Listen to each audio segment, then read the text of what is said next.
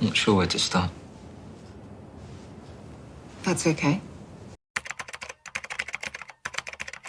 A lot of people really struggle with second guessing themselves, with thinking that they don't know the right types of products to sell. But the reality is that you can get to it pretty quickly. And the bit that a lot of people really struggle with is just coming up with the ideas, like thinking of what are the products out there that people buy. Tell us what you know. Tell us what you know now. I'm going to show you how I do this right now.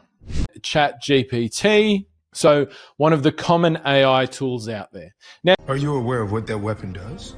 One of the great things about AI at the moment and these AI tools is that they can help you think of things that you wouldn't ordinarily be able to think of because they've been trained on such a wide array of information, which any one individual can't have had access to all of that information, right?